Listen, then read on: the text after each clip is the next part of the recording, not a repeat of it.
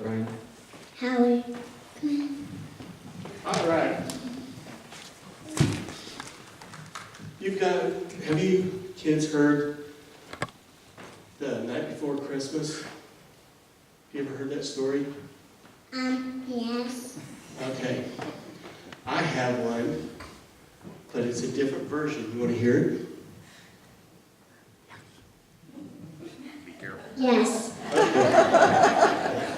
If you would have said no, I'd have been in trouble. It was the night before Christmas, and a beautiful young girl and a devoted carpenter was traveling to the devoted carpenter's hometown. The beautiful young girl was about to have a baby, and the devoted carpenter was her husband. The couple had been traveling for 3 days and 3 nights. It was a really rough travel. The beautiful young girl had been riding on the back of a donkey, and she was so tired she could barely hold her head up. When they finally arrived in the devoted carpenter's hometown, the town was full of people.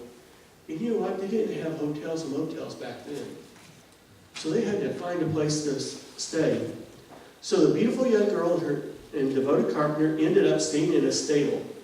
It wasn't clean, and it wasn't made for people, but it's the best they had. The devoted carpenter made a bed out of soft hay right next to a mother goat and her 3 little ones. As the beautiful young girl lay there, she knew it was time for the baby to be born. At that same time, there were some shepherds. They were just sitting around watching their sheep, and they saw something that about knocked them over. A great angel appeared right in front of them, shining so bright the shepherds could barely look at her. But the shepherds couldn't keep their eyes away from the angel either, and chills ran down the shepherds' spines. Then the great angel said, "Don't be afraid, for right now in Bethlehem, God has came down to earth for a visit." The shepherds couldn't believe it. The God who created everything is here on earth? The angel said, "Yes, God has came here as a baby.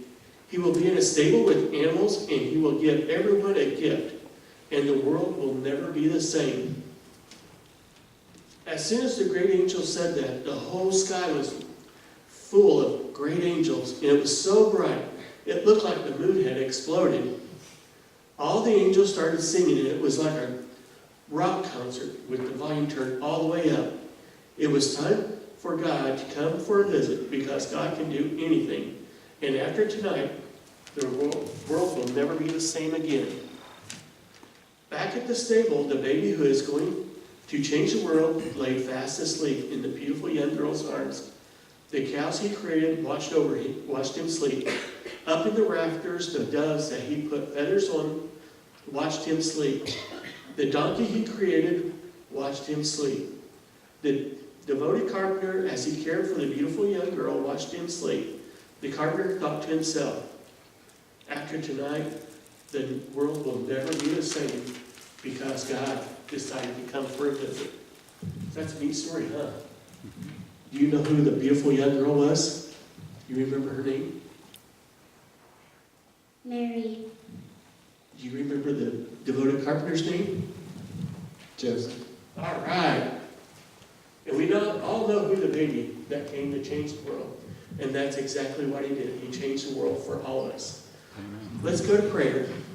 Dear Jesus, thank you for coming to earth for a visit. Thank you for the gift that you've given us. And help us celebrate your season the best we can. In your precious holy name, amen. I'm going to have David come forward for